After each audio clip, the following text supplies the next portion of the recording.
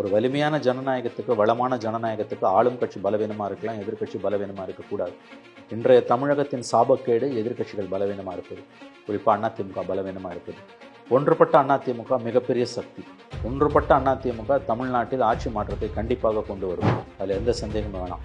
இன்னொரு டேர்ம் திமுக வந்தனா அதிமுக காலி. எழுதி வச்சுக்கோங்க. 26 அதிமுக வாழ்வாசாகும். செங்கோட்டையன் ஒரு தனி மரம், அவரால் எதுவுமே செய்ய முடியாது. தனி மரம் தோப்பாவாது. அவர் பின்னால் ஆளும் கிடையாது, அவருக்கு பெரிய செல்வாக்கும் கிடையாது. அதனால் அவர் அமைதியாக இருப்பார். ஒழுங்காக எடப்பாடியோடு தான் அவர் இருப்பார். தமிழ்நாட்டின் கடன் தொடர்ந்து அதிகரித்து வருகிறது அப்படின்னு சொல்லிட்டு பல்வேறு எதிர்க்கட்சிகளும் கடும் விமர்சனங்கள் முன்வைக்கிறாங்க. கடன் தொல்லைன்றது அமெரிக்காவில் கடன் வாங்குறான், சீனாவும் கடன் வாங்குறான்னு சில பேர் அப்படிலாம் பேசுகிறாங்க. அவன் வாங்குறதுக்கு நீ வாங்குறதுக்கு வித்தியாசம் இருக்குது. 10 கோடி ரூபாய் வச்சு ஒரு தொழில் பண்ணுற ஒருத்தன் 100 கோடி வச்சு தொழில் பண்ணுறவனுக்கு 200 கோடி கடன் இருக்கும், அது வேற. ஆனால் நீ 1 கோடி தான் உங்கள் சொத்து மதிப்பு, உனக்கு 4 கோடி கடன் இருக்குன்னா உங்கள் இது என்ன? திருவோடு தான். முதல் 90 நாட்களுக்கு புதிய அரசாங்கத்தின் ரோட் மேப் என்ன என்பதை 24 தேர்தலில் போட்டி போட்ட நரேந்திர மோடி அனைத்து துறை செயலாளர்களுக்கும் உத்தரவு போட்டது எப்படி நடத்தை விதிமுறைகளுக்கு மாறானதோ அதற்கு இணையான நடத்தை விதிமுறைகளுக்கு மாறானது தான் ஏப்ரல் 1, 26 சரண்டர் லீவை நீங்கள் அனுபவிக்கலாம்னு சொன்னது. அதை சொல்கிறதுக்கான அதிகாரம் திமுக கிடையாது. 26 நீங்கள் தோக்கடிக்கப்பட்டு வீட்டுக்கு அனுப்பலாம்.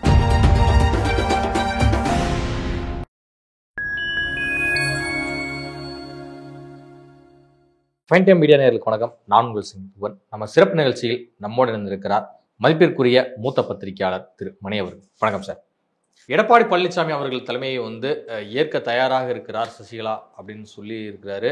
முன்னாள் அமைச்சர் வைகை செல்வன் அவர்கள் இபிஎஸ் தலைமையை நான் ஏற்றுக்கொண்டு செயல்பட தயார்னு சொல்லிட்டாரு சசிகலா அம்மையார். ஸோ இதன் காரணமாக நிச்சயமா அதிமுக ஒருங்கிணையும் அப்படிங்கிறது சொல்லி குறிப்பிடுறாரு. அதிமுக ஒருங்கிணைவதற்கான நேரம் வந்து விட்டதா? தெரியலங்க. அவங்க ஒருங்கிணைஞ்சா அது தமிழ்நாட்டுக்கு நல்லது. ஒன்றுபட்ட அதிமுக தமிழ்நாட்டுக்கு நல்லது. ஏன்னா நிச்சயமாக ஒன்றுபட்டால் உண்டு வாழ்வு, நம்மில் ஒற்றுமை நீங்களில் அனைவருக்கும் தாழ்வுனாங்க. ஒன்றுபடணும். அப்போ தான் எதிர்க்கட்சி என்றைக்குமே ஒற்றுமையாக இருக்குது. அது ஜனநாயகத்துக்கு நல்லது. ஒரு வலிமையான ஜனநாயகத்துக்கு, வளமான ஜனநாயகத்துக்கு ஆளும் கட்சி பலவீனமாக இருக்கலாம், எதிர்க்கட்சி பலவீனமாக இருக்கக்கூடாது. இன்றைய தமிழகத்தின் சாபக்கேடு எதிர்க்கட்சிகள் பலவீனமாக இருப்பது, குறிப்பாக அதிமுக பலவீனமாக இருப்பது. ஒன்றுபட்ட அதிமுக மிகப்பெரிய சக்தி. ஒன்றுபட்ட அதிமுக தமிழ்நாட்டில் ஆட்சி மாற்றத்தை கண்டிப்பாக கொண்டு வரும். அதில் எந்த சந்தேகமும் வேணாம். இந்த புரிதல் அதிமுகவுக்கு வேணும், எல்லாருக்கும் வேணும். எடப்பாடிக்கு வேணும், சசிகலாவுக்கு வேணும், தினகரன், ஓபிஎஸ் அத்தனை பேருக்கும் வேணும். இன்னொரு டேர்ம் திமுக வந்தனா அதிமுக காலி. எழுதி வச்சுக்கோங்க. 26 அதிமுக வாழ்வாசாகும். அதிமுகவோட வரலாறுலேயே 52 எம்ஜிஆர் கட்சி ஆரம்பிச்சு, 72 எம்ஜிஆர் கட்சி ஆரம்பிச்சிருந்து இது வரைக்கும் தொடர்ந்து 2 தேர்தல்களை அவர்கள் தோற்றது கிடையாது. தொடர்ந்து 2 தேர்தல்களை அவர்கள் தோற்றதே கிடையாது. 2வது தோல்வி அவர்களை மொத்தமாக அவங்க கதையை முடிச்சிடும். ஆகவே அவர்கள் 5 வருஷம் ஆட்சியில் இருப்பாங்க, 5 வருஷம் ஆட்சியை விடுவாங்க. அப்படிதான் வந்திருக்கு. ஆகவே அவர்கள், எனக்கு தெரிஞ்சு நான் சொல்கிறேன், ஒற்றுமையாக இருப்பது அவர்களுக்கு நல்லது. ஒன்றுபட்ட அதிமுக காலத்தின் தேவை. அப்படித்தான் நான் அதை பார்க்கிறேன். இப்போ சசிகலா, டிடிவி, ஓபிஎஸ், இபிஎஸ் எல்லாருமே இணைந்தால் திமுக அணிகள் இருக்கக்கூடிய கூட்டணி கட்சிகள் எல்லாமே அதிமுக பக்கம் படையெடுக்க வாய்ப்பு இருக்கா? தேர்தல் நேரத்தில் ஒன்றுபட்ட அதிமுக வந்ததுன்னா நிச்சயமாக அது ஒரு காந்தமாக தான் இருக்கும். ஆனால் என்ன கேட்டீங்க, டிடிவி, ஓபிஎஸ் எல்லாம் இல்லை, எல்லாருமே ஒன்று சேர்ந்து ஒருங்கிணைந்த அதிமுகவாக இருந்தால் திமுக அணியில் இருக்கக்கூடிய கூட்டணி கட்சிகள் வரமாட்டாங்க. அவங்க வரமாட்டாங்க. ஒன்றுபட்ட அதிமுக உருவானாலும் இன்றைய திமுக கூட்டணி 2 இடதுசாரிகள், விசிக, காங்கிரஸ், மதிமுக, இவர்கள் சத்தியமாக 26 அணி மாற மாட்டார்கள். இது மோடிக்கு எதிரான கூட்டணி, பிஜேபிக்கு எதிரான கூட்டணி. இந்த கூட்டணி அப்படியே தான் இருக்கும். 29 மாறலாம், 26 கண்டிப்பாக மாறாது. நான் உறுதியாக நம்புகிறேன், 26 இந்த கூட்டணியில் எந்த மாற்றமும் வராது. ஆனால் பல பாமக விசிக பக்கம் தெரிவிக்கிறாங்க. அதெல்லாம் வந்தாலும் கண்டிப்பாக பிரச்சனை இல்லை. 1000 பிரச்சனை விசிகாக்கும் மதிமுக வைசிகாக்கும் மார்க்சிஸ்டுகளுக்கும் இருக்கும். பட் அவர்கள் கூட்டணியை விட்டு வெளியேற மாட்டார்கள். எழுதி வைத்துக் கொள்ளுங்கள். 26 திமுக கூட்டணி அப்படியே தொடரும் என்று தான் நான் நம்புகிறேன், உறுதியாக நம்புகிறேன். எனக்கு அதில் எந்த விதமான மாற்று கருத்தும் கிடையாது. இப்போ ஏற்கனவே நீங்கள் குறிப்பிட்டிருந்தீங்க பாமக அதிமுகவோட சேர்வதற்கான வாய்ப்புகள் அதிகம் அப்படின்னு சொல்லிட்டு. எதன் அடிப்படையில் குறிப்பிடுறீங்க சார்? அவங்களுக்கு வேறு ஆப்ஷன் இல்லை. அவர் பிஜேபியோட, ராமதாஸை பொறுத்த வரைக்கும் பார்லிமெண்ட் எலெக்ஷனில் பிஜேபியோட இருப்பார், அசம்பிளி எலெக்ஷனில் ஒன்று தனியாக இருப்பார், இல்லை அதிமுக தான் போவார்.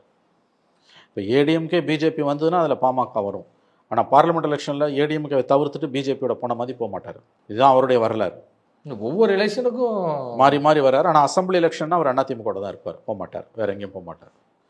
ஒன்றுபட்ட அதிமுக, பாட்டாளி மக்கள் கட்சி, பிஜேபி, குட்டி கட்சிகள் அத்தனையும் வந்ததுன்னா வலுவான கூட்டணி. இது மிக வலுவான கூட்டணியாக இருக்கும், சந்தேகம் வேண்டாம். அது மிக வலுவான கூட்டணி. செங்கோட்டையனுடைய இந்த மனஸ்தாபத்தை, மனக்குமுறலை வந்து இபிஎஸ் வந்து சமாளித்து விட்டாரா?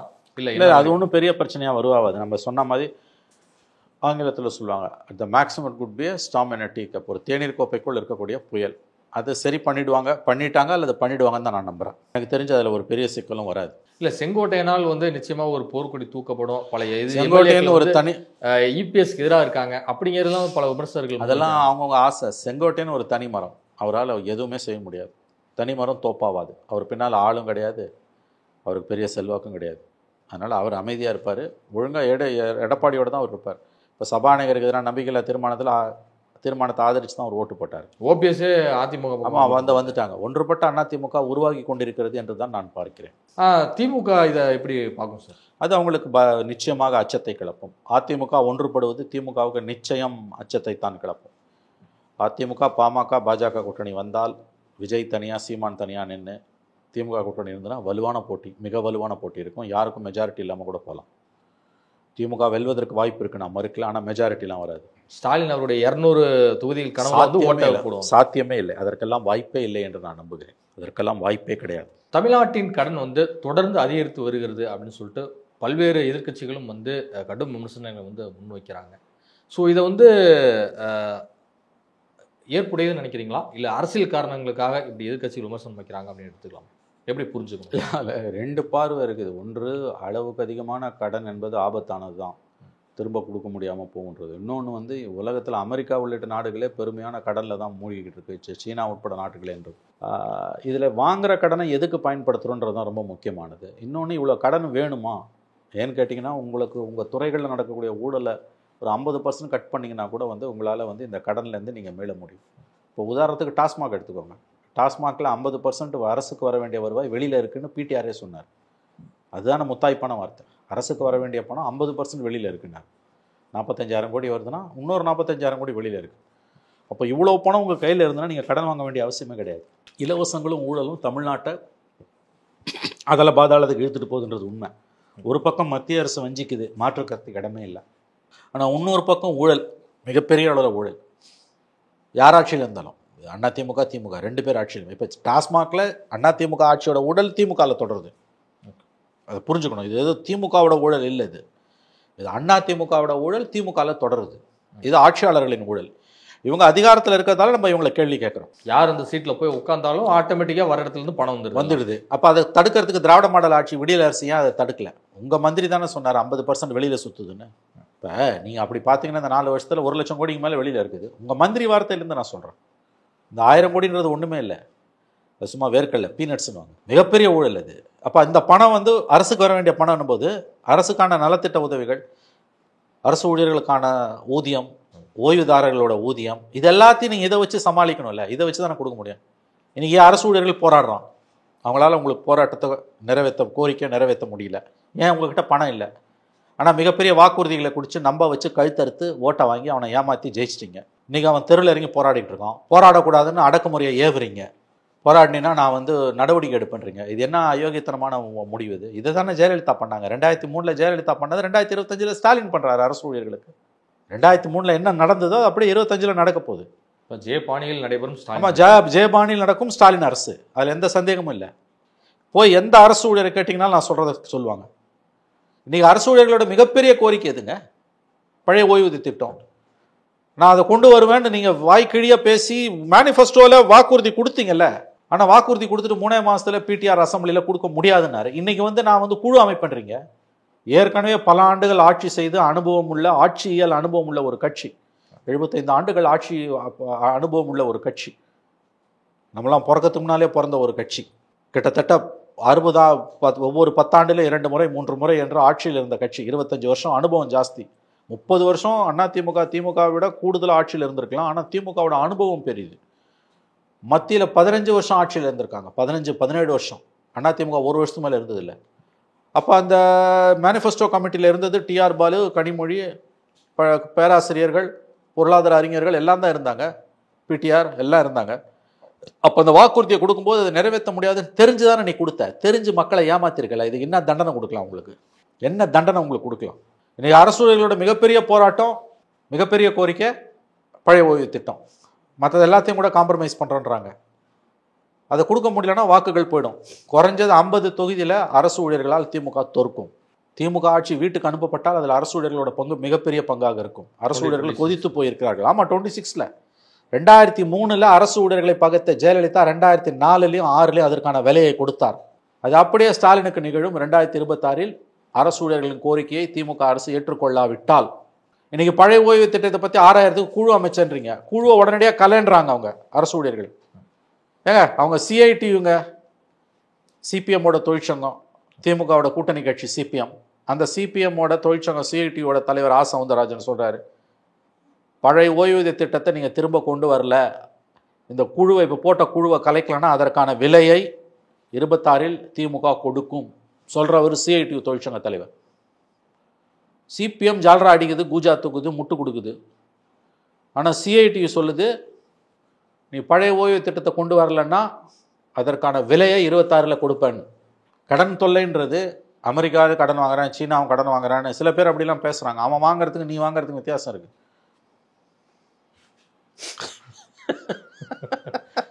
இல்லையா? 10 கோடி ரூபாய் வச்சு ஒரு தொழில் பண்ணுற ஒருத்தன் 100 கோடி வச்சு தொழில் பண்ணுறவனுக்கு 200 கோடி கடன் இருக்கும். அது வேற. ஆனால் நீ 1 கோடி தான் உன் சொத்து மதிப்பு, உனக்கு 4 கோடி கடன் இருக்குன்னா உங்க அது என்ன? திருவோடு தான் இல்லையா?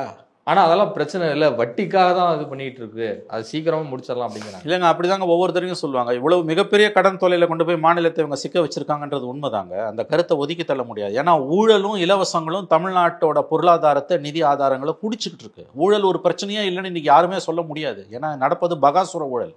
இல்லை, முக்கியத்துவம் வாய்ந்த 5 பொருளாதார நிபுணர்கள் நியமித்தும் கூட 4.5 லட்சம் கோடி வந்து திமுக அரசு வாங்க வேண்டிய தேவை எங்கிருந்து? இது அவங்கள தான் போய் கேட்கணும். இந்த பொருளாதார அறிஞர்கள் அவங்கெல்லாம் சும்மா நாம்கி அவாசுங்க, அதெல்லாம் பேரளவில் பேசிட்டு போயிடுவாங்க. ரொம்ப டீட்டெயிலாலாம் அவங்க சொல்ல போகிறது கிடையாது. இல்லை, அவங்க பேரெல்லாம் அறிவிக்கும் போது அது அவங்க பேரை தனக்கு ஒரு நம்பகத்தன்மையை ஏற்படுத்திக்கிறதுக்கு ஸ்டாலின் கவர்மெண்ட் பண்ண வேலைங்க. ரகுராம் ராஜன், டஃபெல்லோ, அரவிந்த் சுப்பிரமணியம், இவங்கெல்லாம் தன்னோட அரசாங்கத்துக்கு ஒரு நம்பகத்தன்மைன்னு நீ கொண்டு வர. இப்போ அவங்கெல்லாம் வாயை திறந்து பேச சொல்லுங்களேன். மீடியா யாருக்கிட்டே போய் இப்போ அவங்கள பார்த்து தனிப்பட்ட முறையில் பேட்டி எடுத்திருக்கா? இன்னொன்று, அவங்கெல்லாம் பெரிய பொருளாதார அறிஞர்களாக இருக்கலாம். அந்த ஒரு காரணத்துக்காக இங்கே நடக்கிற குறைபாடுகளை, இங்கே ஒரு மிகப்பெரிய நிதி நெருக்கடியை நோக்கி மாநிலம் போதுன்றதை நீங்கள் வந்து அதை வச்சு நியாயப்படுத்த முடியாது. ஆஹா, ரகுராம் ராஜனே சொல்லிட்டாரு, அரவிந்த் சுப்பிரமணியமே சொல்லிட்டாரு. மகாராஷ்டிரா வந்து 1500 ரூபாய் கொடுத்த மகளிருக்கான உரிமை தொகை வந்து இப்போ நிறுத்தப்பட்டிருக்கு. அதைத்தான் நான் சொல்ல வரேன். 1500 ரூபாய் கொடுத்தது 2300 ஆக்கினது, அந்த 800 ரூபாய் கொடுக்க முடியல. பழைய ஓய்வு திட்டம் தான் கொடுத்துட்டு இருக்கான். உயர்த்த முடியல, பணம் இல்லை. இல்லை, மகாராஷ்டிரா இப்போ 2 மாசமா அது கூட ஸ்டாப் பண்ணிட்டான். அந்த நிலைமை தான் தமிழ்நாட்டுக்கு அடுத்த வருஷம் எழுதி வச்சுக்கோங்கன்றான். எவ்வளோ பெரிய வாக்குறுதி. இப்போதான் அக்டோபரில் எலெக்ஷன் முடிஞ்சுது. ஆமாம், இப்போ மார்ச்சில் இருக்கும். 6 மாதம் ஆகுது, 5 மாதம் ஆகுது. 5 மாதத்துல ஏக்நாத் சிண்டே வந்து அந்த எலெக்ஷன் டைமில் 3 மாதம் கொடுக்க முடியாதுன்னு சொல்லிட்டு அந்த 3 மாதத்து தொகையை முன்கூட்டியே போட்டார். முன்கூட்டியே போட்டது லஞ்சம், கைவிட்டு. எப்படா நீ முன்கூட்டியே போடுவேன்? முன்கூட்டியே மாத சம்பளத்தை போட்டுருவியா? கவர்மெண்ட் பண்ண முடியாது, தனிநபர் பண்ணலாம். முன்கூட்டிய ஊதியத்தை தனியார் நிறுவனங்கள் பண்ணலாம், அரசு பண்ண முடியாது. அரசு பண்ணிச்சுன்னா அது லஞ்சம், கேஷ் ஃபார் ஓட் ஸ்கேமு. இங்கே தமிழ்நாட்டில் கொடுக்குறாங்கல்ல, 1000 ரூபாய் 2000 ரூபாய் ஓட்டு கொடுத்து தானே ஜெயிக்கிறாங்க மாறி மாறி, திமுக அண்ணா திமுகவும். இதை கவர்மெண்ட்டே பண்ணிச்சு. திமுக அண்ணா திமுக பண்ணுறது தமிழ்நாடு அரசு பண்ணால் எப்படி இருக்கும்? இப்போ இப்படி வச்சுக்கோங்களேன். இப்போ 2026 ஏப்ரலில் நமக்கு எலெக்ஷன். ஆமாம், ஏப்ரல் மே 2 மாதம் ஃபுல்லாக எலெக்ஷன் கமிஷன் கண்ட்ரோலில் இருக்கும். ஏப்ரல் மார்ச் பாதியிலேருந்து அவங்க மார்ச் நோட்டிஃபிகேஷன் வந்தோன்னா அவங்க கண்ட்ரோலுக்கு போய் தூக்கிடுவாங்க. இன்னொரு மேனிஃபெஸ்டோவில் ஒரு முக்கியமான ஒரு காரியத்தை பண்ணியிருக்காங்க. சரண்டர் லீவை வந்து ரத்து பண்ணதை 1/4/26 கொடுப்போன்னு சொல்லியிருக்காங்க. 1/4/26 கொடுக்கறதுக்கு இவங்களுக்கு என்னங்க அதிகாரம் இருக்குது? இவங்களுக்கு அதிகாரமே இல்லை. ஏன்னா அடுத்த வருஷம் நீ பட்ஜெட்டே போட முடியாது. ஓட்டான் அக்கௌண்ட் தான், இடைக்கால பட்ஜெட் தான். புரியுதா? நான் 6 மாத காலம் இடைக்கால பட்ஜெட், 6 மாத காலமும் 3 மாத காலமும் இடைக்கால பட்ஜெட் தான். இதுதான் கடைசி பட்ஜெட். மார்ச் 31 வரைக்கும் தான் நீ எல்லா சலுகையும் அணிவிக்க முடியும். பண சலுகை, பணம் இல்லாத சலுகை. சரண்டர் லீவுன்றது கொடுத்துட்டு காசு வாங்குறது இல்லையா? சரண்டர் பண்ற லீவுக்கு பணம் வாங்குற, அது நிதி சம்பந்தப்பட்டது தான் இல்லையா? நான் சொல்றது நிதி சம்பந்தப்படாததா இருந்தா கூட செய்ய முடியாது. இது நிதி சம்பந்தப்பட்டது. 1/4/26 எப்படிங்க திமுக கவர்மெண்ட் கொடுக்கும், இந்த கவர்மெண்ட் கொடுக்கும்? இது என்ன மோசடிங்க இது? எவனுமே பேச மாட்டேன்றான். இதை எடப்பாடி பண்ணியிருந்தா திமுக பொங்கி எழுந்திருக்கும், இல்லை பொங்கி எழணும். இல்லை, நான் சொல்றது புரியுது இல்லை? இதெல்லாம் பச்சை மோசடிங்க. இது வரைக்கும் யார் கவர்மெண்ட்லயும் நடக்காது, அட்டுவழி நடக்குது. 1/4/26 ஒரு சலுகையை 25-26க்கான நிதிநிலை அறிக்கையில் நீ எப்படி அனௌன்ஸ் பண்ணுவ? பாசிபிலிட்டி ரொம்ப பாசிபிலிட்டி இல்லைங்க, ஜீரோ பாசிபிலிட்டி. புரியுதா புரியலையா? இந்த பட்ஜெட் முழு பட்ஜெட் இந்த அரசாங்கத்தோட கடைசி பட்ஜெட். அடுத்த ஆண்டு நமக்கு நிதிநிலை அறிக்கை தான். ஜனவரிலையோ பிப்ரவரியிலோ நிதிநிலை அறிக்கை வந்துடும். அதாவது ஏப்ரல் 1, மே, ஜூன் 3 மாதத்துக்கு கொடுப்பாங்க. ஏன்னா புது கவர்மெண்ட்டு ஏப்ரல்லையோ மேலேயோ எலெக்ஷனில் ஜெயிச்சு வரணும். வந்த பிறகு அவங்க கொஞ்சம் தயாரிப்புகள் இருக்கணும். அதனால் அதுக்கு பிறகு தான் ஃபுல் பட்ஜெட். இப்போ எடப்பாடி வந்து மே மாதம் ஏப்ரலில் எலெக்ஷன் நடந்து மே மாதம் ரிசல்ட் வந்து ஜூன் மாதம் முதல்ல பொருளாதார அறிக்கை கொடுத்துட்டு அப்புறம் ஜூனில் தானே பட்ஜெட்டை போட்டார். அப்போ ஜூன்லேருந்து மார்ச் 31 வரைக்கும் தான் பிடிஆரோட முதல் பட்ஜெட் வந்தது. 21-22 பட்ஜெட்டுக்கு. நான் கேட்குறேன், எடப்பாடி 2020 அவர் ஒரு பட்ஜெட் போட்டார். அதான் கடைசி பட்ஜெட். அந்த பட்ஜெட்டில் 21 ஏப்ரல்லேருந்து ஒரு சலுகை அனௌன்ஸ் பண்ணியிருந்தா திமுக அலோவ் பண்ணியிருக்குமா? அதை கேட்க கூட துப்பு இல்லை எதிர்கட்சிக்கு, அண்ணா திமுக. 1/4/2026 சரண்டர் லீவ் அதுலேருந்து நீங்கள் எடுத்துக்கலான்ற அறிவிப்பை நீங்கள் எப்படி கொடுக்க முடியும்? நீங்கள் தோக்கடிக்கப்பட்டு வீட்டுக்கு அனுப்பலாம். அதான் ஜெயிச்சு வர கவர்மெண்ட் முடிவு பண்ணணும். அவன் சரண்டர் லீவை நான் மறுபடியும் ரத்து பண்ணுறேன்னு கூட சொல்லலாம், என்கிட்ட ஆதாரம் இல்லைன்னு. That's logically correct. அவன் எடுக்க வேண்டிய முடிவை நீங்கள் எப்படிங்க எடுப்பீங்க? உங்களுக்கு என்ன பட்டா போட்டு கொடுத்துட்டாங்களா? அடுத்து வரப்போகிற கவர்மெண்டோடைய டெசிஷனை இப்போவே எடுத்து முடிச்சிட்டாங்க. எப்படி எடுப்பீங்க? இது அப்படியே மோடியோட பாணி. மோடி என்ன பண்ணார்? 24 எலெக்ஷனில் எல்லா டிபார்ட்மெண்ட்லேயும் எலெக்ஷன் டைமில் முதல் 90 நாளைக்கு நம்ம என்ன செய்யணும்னு எல்லா டிபார்ட்மெண்ட்டும் எனக்கு பின் பாயிண்ட் ப்ரெசன்டேஷன் கொடுங்க, பவர் பாயிண்ட் ப்ரெசன்டேஷன் கொடுங்கன்னாரு. அப்போ அது பெரிய பிரச்சனையாச்சு. பிஸ்னஸ் ஸ்டாண்டர்ட் பத்திரிகையில் பெரிய எடிட்டோரியில் எழுதுனான், நீ எப்படி பண்ணுவ? நீ நீங்கள் மோடி ஆதரிக்கிற பத்திரிக்கை, கார்ப்பரேட் பத்திரிக்கை அது. நீ எப்படி பண்ணுவ? நீ தோக்கடிக்கப்படலாம் அல்லது ஜெயிக்கலாம். ஆட்சிக்கு வந்தால் முதல் 90 நாளில் கவர்மெண்ட்டோட டைரக்ஷன் எப்படி இருக்கணும்னு எல்லா மினிஸ்ட்ரியும் எனக்கு பவர் பாயிண்ட் ப்ரெசன்டேஷன் கொடுங்கன்னு ஏப்ரல் மாதம் சொல்கிறார் அவர். அது எப்படி முறைகேடானதோ அதே முறைகேடு தான் 2026 ஏப்ரல் 1 சரண்டர் லீவை கொடுப்பேன்றது. புரியலையா? எவனுமே வாயை திறக்கல. தமிழ்நாட்டோட சாபக்கேடு, எதிர்கட்சிகள் டோட்டல் கொலாப்ஸ். இதை தானே பிஜேபி பேசணும், இதை தானே அண்ணாமலை பேசணும். விஜய் கூட போய் இடுப்பக்கள்னா அதை கல்லாம் இதை கல்லான்னு பேசினிருக்காரு. அண்ணாமலை இதை பேச மாட்டார். ஏன்னா எல்லா பிரச்சனை, எந்த பிரச்சனை திமுக வந்தாலும் அப்ப திமுகவை காப்பாத்துறது அண்ணாமலை. திமுகவோட ஆபத் பாண்டவன் அண்ணாமலை. அண்ணா யூனிவர்சிட்டி இஷ்யூல எல்லாரும் அந்த பெண்ணை பத்தி, அந்த பெண்ணோட யார் அந்த சார்னு பேசும்போது சவுக்கால் அடிச்சுட்டு மொத்த கவனத்தையும் தாம்பாக்கம் திருப்பினவர். அந்த நெரேட்டிவ் அப்படியே மாத்தினவர். அதே மாதிரி வாட்சு, ரஃபால் வாட்சு, அதே மாதிரி திமுக மந்திரிங்க மேலே ஊழல் குற்றச்சாட்டு, அதெல்லாம் பொது வெளியில் இருக்குது. எலெக்ஷன் மேனிஃபெஸ்டோவில் எல்லாம் எலக்ட்ரல் அஃபிடேவிட்டில் போட்டது ஒவ்வொரு கேண்டிடேட்டும். பெரிய பொட்டி எடுத்து போய் கவர்னர்கிட்ட வைக்கிறது. பொட்டிக்குள்ளே என்ன இருக்குன்னு அவனுக்கு தெரியாது. ஒரு பென்ட்ரைவில் கொடுக்க வேண்டியது இவ்வளோ பெரிய பொட்டியில் கொண்டு போய் கொடுக்குது. ஒவ்வொரு பிரச்சனை வரும்போது திசை திருப்புறது. அண்ணாமலை இதை செய்ய மாட்டார். இதைத்தானங்க அண்ணாமலை பேசணும். பிஜேபி இதை தானே பேசணும். சரி, அண்ணாமலை வானதி சீனிவாசன் பேசணும் இல்லை, எடப்பாடி பேசணும் இல்லை. முதல் 90 நாட்களுக்கு புதிய அரசாங்கத்தின் ரோட் மேப் என்ன என்பதை 24 தேர்தலில் போட்டி போட்ட நரேந்திர மோடி அனைத்து துறை செயலாளர்களுக்கும் உத்தரவு போட்டது எப்படி நடத்தை விதிமுறைகளுக்கு மாறானதோ அதற்கு இணையான நடத்தை விதிமுறைகளுக்கு மாறானது தான் ஏப்ரல் 1/26 சரண்டர் லீவை நீங்கள் அனுபவிக்கலாம்னு சொன்னது. அதை சொல்கிறதுக்கான அதிகாரம் திமுக கிடையாது. 26 நீங்கள் தோக்கடிக்கப்பட்டு வீட்டுக்கு அனுப்பலாம். நீங்கள் எப்படி அந்த வாக்குறுதியை கொடுப்பீங்க? இதையும் தமிழ்நாடு அனுபவிக்குது. திராவிட மாடல் ஆட்சி இது. குறைஞ்சபட்ச நியாய தர்மங்கள் கூட இவங்களுக்கு கிடையாது. இது மோடி அடியுற்று நடக்கக்கூடிய அரசு தான் திமுகவோட அரசு. ஜெயலலிதா பாணி அரசு, மோடி அடியுற்று நடக்கக்கூடிய அரசு. திமுக பக்கம் நகர ஆரம்பிச்சிருக்கா தேமுதிக? சமீபத்திய பிரேமலதாவுடைய பேட்டிகள் எல்லாமே கொஞ்சம் சாஃப்டாக இருக்கு. உண்மைதான். திமுக பக்கமும் அவர்கள் நகர தொடங்கி இருக்கிறார்கள். ஒன்று தான் வேணும், இப்போ ராஜ்யசபா சீட்டு வேணும். அப்படி இல்லைன்னா ஜெயிச்ச பிறகு 26 எங்களுக்கு ராஜ்யசபா சீட்டு வேணும்னு கேட்பாங்க. இப்போயே கொடுத்தா தான் அந்த அம்மா நம்புவாங்க. அதை அறிவிச்சிட்டாங்க, கையெழுத்து போட்டு அறிவிச்சிட்டாங்கன்னா அவங்க அந்த பக்கம் போயிடுவாங்க. திமுகவை நோக்கி நகர ஆரம்பிக்கிறது, அதில் எந்த சந்தேகமும் வேணாம். ஆனால் திமுக நோக்கி நகர்ந்தால் மதிமுக அந்த கூட்டணியில் இருக்குமா என்பது மிகப்பெரிய கேள்விக்குறி. ஏன்னா 2011 என்ன நடந்ததோ மதிமுகவுக்கு அது 26 நடக்கலாம். என்ன நடந்தது? மதிமுக கடைசி நேரத்தில் ஜெயலலிதா தூக்கி வெளியில் போட்டாங்க. எப்படி போட்டாங்க தெரியல. 10 சீட்டு வேணுமா, 8 சீட்டு வேணுமா, 14 சீட்டு முதல்ல, அப்புறம் 12 சீட்டுனாங்க, அப்புறம் இல்லை முதல்ல 14நாங்க, அப்புறம் மறுபடியும் 12நாங்க, அப்புறம் ஒரு கட்டத்துக்கு மேலே 8 சீட்டு தான்ட்டாங்க. அந்த தேர்தலையே புறக்கணிச்சார் வைகோ. உங்களுக்கு தெரியும், வாக்கு விளைவு கட்சியே ரொம்ப கலகலகத்து போச்சு. 2011 தேர்தலை புறக்கணிச்சார் வைகோ. தேமுதிகவோட கண்டிஷன் வைகோ இருக்கக்கூடாதுன்றது. ஜெயலலிதா தேமுதிக உள்ளே இழுத்துக்கிட்டு வைகோ தூக்கி வெளியில் போட்டாங்க. அதுக்கு பிறகு வைகோ 2019 தான் அதிகாரத்துக்கே வந்தார். அது வாழ்வு கிடச்சிது. ஒரு எம்பி ஜெயிச்சாங்க. அதுக்கு பிறகு 21 இருக்கிற கட்சியாக கொஞ்சம் காப்பாற்றி 24 அவர் ராஜ்யசபா போனார், 24 துரை வைகோ போனார். இப்போ தேமுதிக திமுகவோட சேர்ந்தா மதிமுக அதில் இருக்குமா என்பது மிகப்பெரிய கேள்விக்கு. அப்படி பார்த்தீங்கன்னா சீட்டு அவங்களுக்கு. ஆமாம், அப்படி பார்த்தீங்கன்னா ஒரு உரையில் 2 கட்சி இருக்க முடியாதுங்க. ஏன் ஜெயலலிதா வைகோ வெளியில் அனுப்பிச்சாங்க? 2009 அவருக்கு கூட தான் இருந்தார். அவர் 12 சீட் அடிச்சது ஏடிஎம்கே அலையன்ஸ். 9 மதிமுகவும் ஜெயிச்சது. எஸ், ஈரோடு கணேசன் ஜெயிச்சார். 9 seat AIADMK, CPI 1, CPM 1, MDMK 1, 12 seat, 28 DMK கூட்டணி. Good performance ADMK. 11 கிட்ட நெருங்கி வரும்போது கடைசி நேரத்தில் தூக்கி வெளில போட்டாங்க. அப்போ திமுக கூட்டணியும் ஃபுல்லாகிடுச்சு. அந்த வெறுப்பில் தானே அவர் உங்களுக்கு 14 போய் பிஜேபியோட சேர்ந்தார், சைபரு. 16 மக்கள் கூட்டணி, அதுவும் 0. தொடர் பூஜ்யங்கள். கலைஞர் மரணத்துக்கு பிறகு தான் திமுக கூட்டணிக்குள்ளே வர முடிஞ்சது.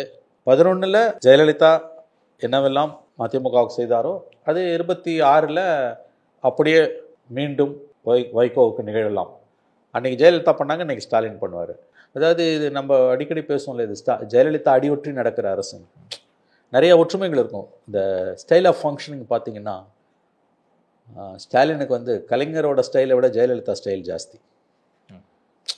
அதான் நம்முடைய திருமா 2021 இந்த கவர்மெண்ட் வந்தோன்னே ஹிந்து தமிழ் எழுதின ஒரு கட்டுரை, ஃபேமஸான கட்டுரை. இப்போ போனீங்கன்னா கூட இருக்கும், இணையத்தில் கூட இருக்கும். அதில் திருமா சொல்லுவார், கலைஞரின் அன்பு மகன் ஜெயலலிதாவின் அரசியல் வாரிசு. முரண்களின் மொத்த உருவமாக இருக்கு. இந்த ஸ்டைலு பார்த்தீங்கன்னா நிறைய விஷயங்கள் நீங்கள் நுட்பமாக அமைதியாக பார்த்தீங்கனாலே உங்களுடைய அனலிட்டிக்கல் மைண்டை யூஸ் பண்ணி பார்த்தீங்கனாலே உங்களுக்கு தெரியும். கலைஞரை விட ஜெயலலிதாவோட முத்திரை ரொம்ப அதிகமாக ஸ்டாலினுடைய செயல்பாடுகளில் இருக்கும். தேமுதிக உள்ளே வந்ததுன்னா அவர் ஒரு நாளும் ஒரு அமைச்சரை நீக்கினது கிடையாது. தேமுதிக உள்ளே வந்ததுன்னா கண்டிப்பாக மதிமுகவோட பொசிஷன் கேள்விக்குறியாகும். இதுவரை உங்கள் பல்வேறு கருத்து பண்ணியிருக்கு. நன்றி சார். நன்றி சார். நன்றி.